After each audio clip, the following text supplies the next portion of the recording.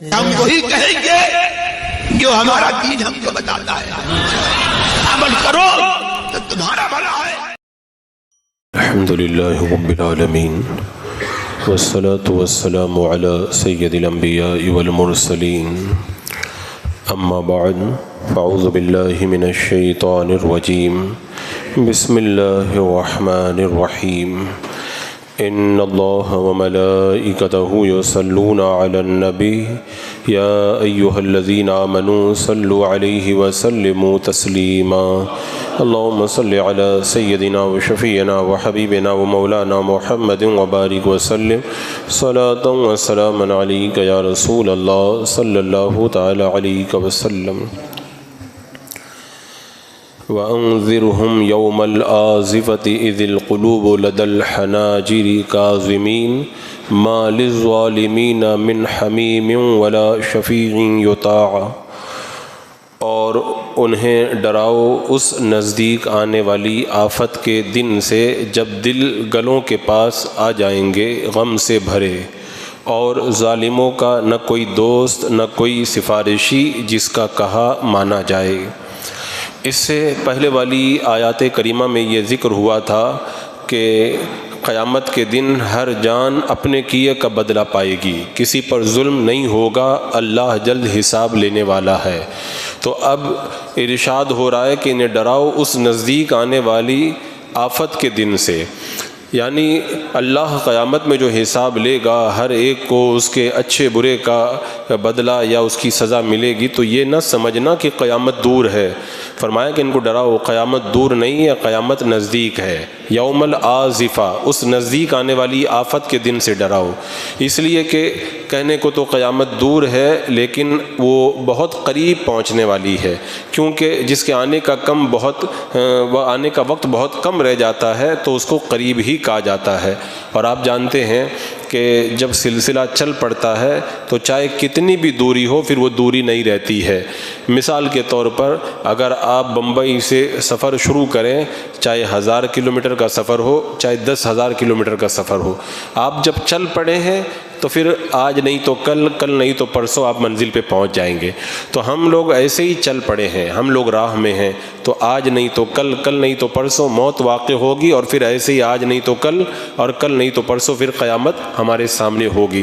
اور اسی لیے کہا جاتا ہے نا کل بروز قیامت، قیامت کے دن کو کل اسی لیے کہا جاتا ہے، اس لیے کہ قیامت کوئی دور کی بات نہیں ہے، بہت قریب ہے قیامت۔ آپ خود سوچیں کہ ایک دن تھا کہ ہم لوگ بچے تھے، آج ہم جوان یا بوڑھے ہو گئے، تو یہ کتنی تیزی کے ساتھ دن گزر گئے، ایسے یہ دن بھی گزر جائیں گے اور قیامت بہت قریب آنے والی ہے۔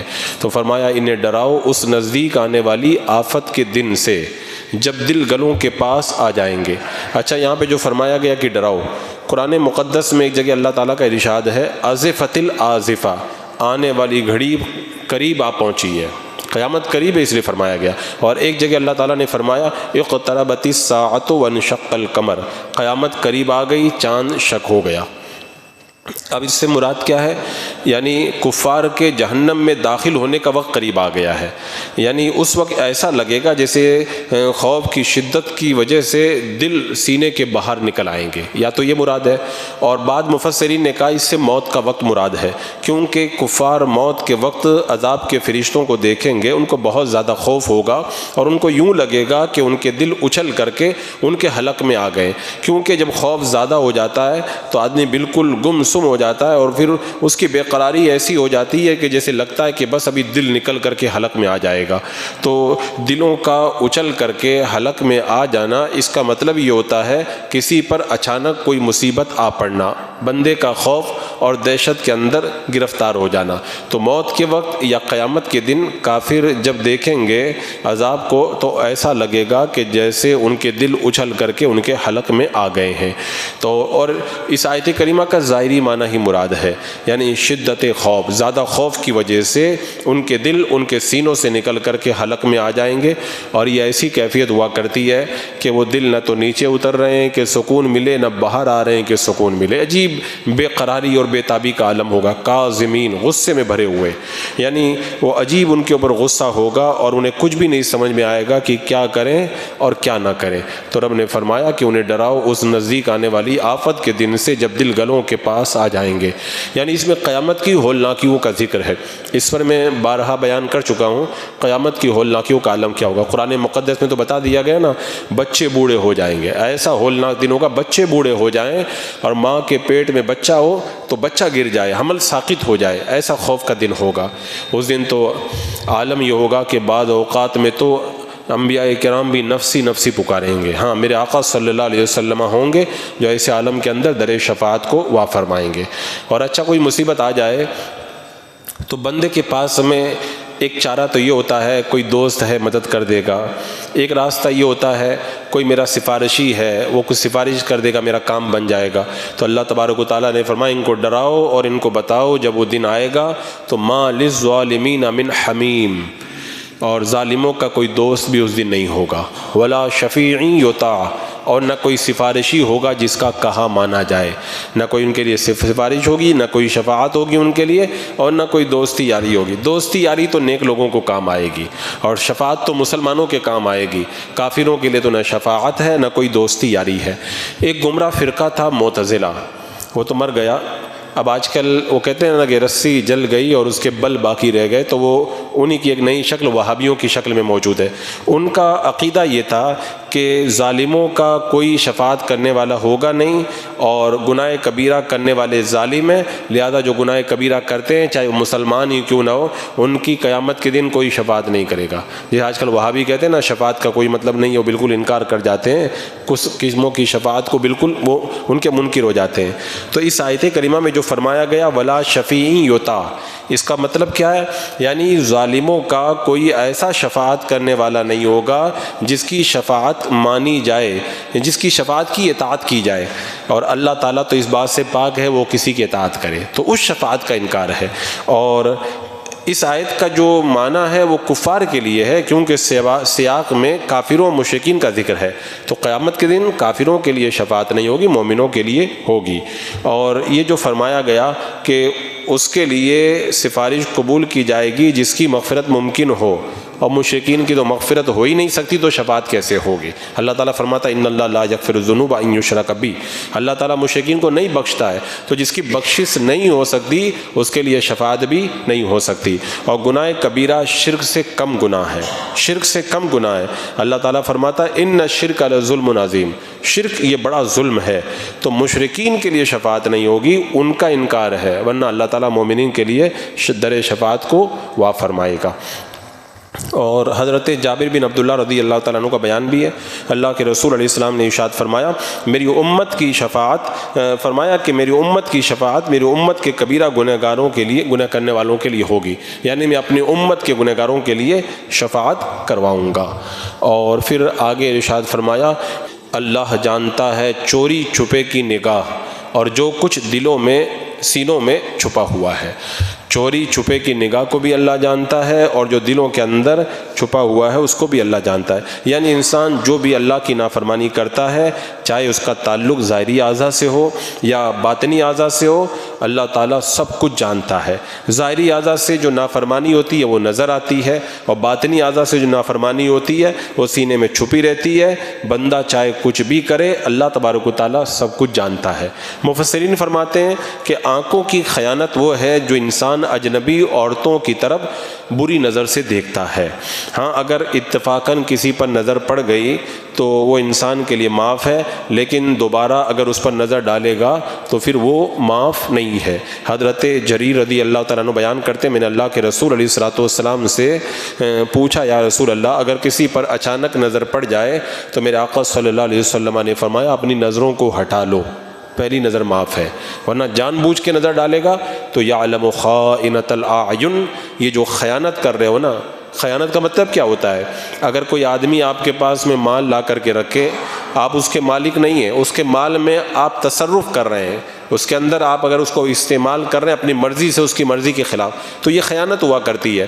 تو ہمارے جو اعضاء ہیں، زبان، آنکھ، کان، یہ جتنے اعضاء ہیں اللہ نے ہم کو امانت کے طور پہ دیے ہیں، اور جو امانت دیتا ہے وہ جو کہتا ہے وہی کرنا پڑتا ہے۔ تو اللہ نے یہ اعضاء ہمیں امانت کے طور پہ دیے۔ رب نے فرمایا جو بولنا وہ بولو، جو دیکھنا وہ دیکھو۔ اللہ کی مرضی کے خلاف اگر ہم اپنی زبان، اپنی آنکھ، اپنے کان کو استعمال کریں گے تو یہ خیانت ہوگی۔ اور اسی کو فرمایا گیا یعلم خائنۃ الاعین، چوری چھپے کی نگاہ کو، اس خیانت کو اللہ تبارک و تعالیٰ جانتا ہے۔ حضرت بریدہ رضی اللہ تعالیٰ عنہ بیان کرتے ہیں اللہ کے رسول علیہ السلام نے حضرت علی سے فرمایا، اے علی تم ایک نظر کے بعد دوسری نظر نہ ڈالنا، کیوں؟ کیونکہ پہلی بار تمہیں معاف ہے، دوسری بار کی تمہیں اجازت نہیں ہے۔ کیونکہ آدمی جب کبھی نکلتا ہے تو اچانک تو کسی میں نظر پڑی جاتی ہے، اللہ تبارک و تعالیٰ اسے معاف کر دیتا ہے، لیکن اچانک نظر پڑ گئی، ہٹا لیا، پھر اپنی مرضی سے جب کسی کو دیکھے گا یہ جائز نہیں ہے۔ اللہ قرآن پاک میں ارشاد فرماتا ہے کہ کل للمؤمنین یغضوا من ابصارہم، مومنوں سے کہہ دو نظریں جھکا کے رکھے۔ قل للمؤمنات یغضضن من ابصارہن، مسلمان عورتوں سے بھی کہہ دو وہ بھی نظریں جھکا کے رکھے۔ تو جس نے آنکھیں دی ہیں وہ کہہ رہا ہے کہ نظریں جھکا لو، اب اگر اس کی مرضی کے خلاف نظریں اٹھا کے دیکھو گے تو پھر بڑا گناہ ہوگا۔ یعنی جو لا یعنی چیزوں کی طرف نظر کرتا ہے وہ عذاب میں گرفتار ہوگا۔ اور فرمایا گیا جو بیکار چیزوں کی طرف نظر نہ کرے، حرام چیزوں کی طرف نظر نہ کرے، اللہ تبارک و تعالیٰ اسے عبادت کی لذت عطا فرماتا ہے اور دل کی صفائی عطا فرماتا ہے۔ اور ایک بات یہاں پر اور بھی صوفیاء کرام نے فرمائی، جب بندہ جنت میں جائے گا تو جنت کے اندر ہر عضو کو اس کے مطابق نعمت ملے گی، زبان کو بھی نعمت ملے گی، کان کو بھی نعمت ملے گی، ہر چیز کو نعمت ملے گی۔ اب آپ سوچیں سارے اعضاء کو جنت میں جو نعمت ملے گی ان میں سب سے جو اعلیٰ نعمت ہے، سب سے اعلیٰ بڑی نعمت ہے وہ اللہ کا دیدار ہے، وہ آنکھوں کو ملے گا۔ تو جو آنکھیں اللہ کا دیدار کرنے والی ہیں، اتنی بڑی نعمت کو پانے والی ہے، ان آنکھوں کو کتنا سنبھال کر کے رکھنا چاہیے، ان کی کتنی حفاظت کرنا چاہیے۔ اور یہ جو میں آنکھوں سے کہہ رہا ہوں، اللہ تبارک و تعالیٰ تو اس کا تو احاطہ کیا ہی نہیں جا سکتا، یہ چونکہ دیکھنا آنکھوں سے ہوتا ہے اس اعتبار سے آنکھوں کی طرف نسبت کی گئی ہے۔ اور میرے آقا صلی اللہ علیہ وسلم نے فرمایا کہ یہ جو نظروں کی جو حفاظت نہیں کرتے نا، اللہ کے رسول علیہ السلام فرماتے ہیں دونوں آنکھوں کا زنا بد نظری ہے۔ جیسے بندہ زنا کرتا ہے نا شرمگاہ سے، ایسے ہی بری نظر ڈالنا یہ آنکھوں کا زنا ہے۔ اور میرے آقا صلی اللہ تعالیٰ علیہ وسلم نے ارشاد فرمایا جس کی نگاہیں قابو میں نہیں ہے نا، اس کا دل بھی قابو میں نہیں ہے، اس کا دل بھی پھر بھٹکتا رہتا ہے اور پھر اس کے لیے عذاب بھی بڑا سخت ہوا کرتا ہے۔ جب انسان کسی اجنبی عورت کی طرف دیکھتا ہے تو دراصل وہ اس کی نظر نہیں ہوتی، یا وہ شیطان کی طرف سے چھوڑا ہوا تیر ہوتا ہے جو اس کے دل میں جا کے پیوست ہو جاتا ہے۔ اور جب انسان کسی خوبصورت بغیر داڑھی والے لڑکے کی طرف دیکھتا ہے تو شیطان کو اس انسان کی نگاہ میں، شیطان اس کو کیا کرتا ہے، اس کی نگاہ کے اندر بہت خوبصورت بنا کر کے پیش کرتا ہے، کیونکہ اجنبی عورت کے ساتھ اگر بندے کی نظر خراب ہو جائے تو نکاح کر کے جائز راستہ موجود ہے، لیکن اگر اجنبی لڑکے پر بری نظر پڑ جائے تو کوئی جائز راستہ نہیں ہے گناہ کے علاوہ، تو پھر اس کا وبال اور بھی زیادہ سخت ہوا کرتا ہے۔ اور آج کل تو یہ خائنۃ الاعین، نگاہوں کی خیانت بہت بڑھ گئی ہے۔ رب فرماتا ہے یعلم خائنۃ الاعین۔ آج ہمیں اس آیت کریمہ کو پڑھ کر کے اپنی نگاہوں کی خیانت کی طرف توجہ کرنا چاہیے۔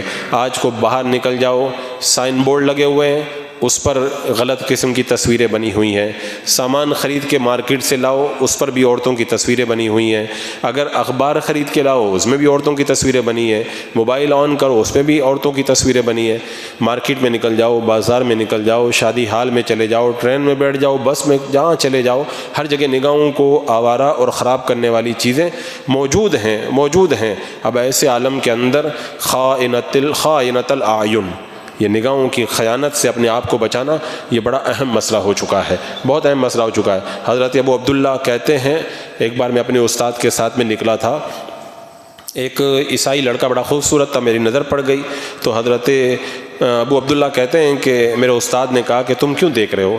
کہا کہ میں یہ دیکھ رہا ہوں اتنا خوبصورت لڑکا ہے، اللہ اس کو جہنم میں جلائے گا۔ تو استاد نے کہا کہ تو نے بری نظر اس پر ڈالی ہے، اس کا وبال تمہیں ضرور ملے گا۔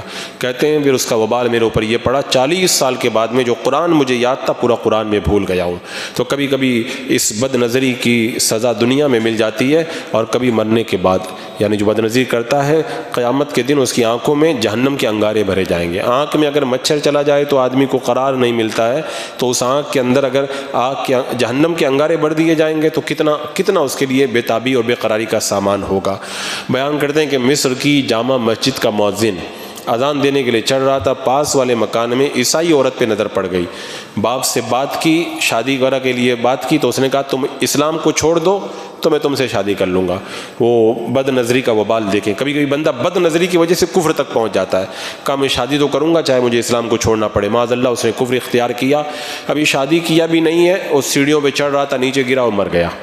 تو یہ ہوتا ہے بد نظری کا وبال۔ رب فرماتا ہے یعلم خائنۃ الاعین، اللہ جانتا ہے چوری چھپے کی نگاہ کو، یعنی انسان کے دل میں خواہشیں چھپی ہوئی ہیں۔ رب فرماتا ہے نگاہوں کی چوری کو بھی میں جانتا ہوں، وما تخفی الصدور، اور دلوں میں جو سینوں میں چھپا وہ بھی جانتا ہوں۔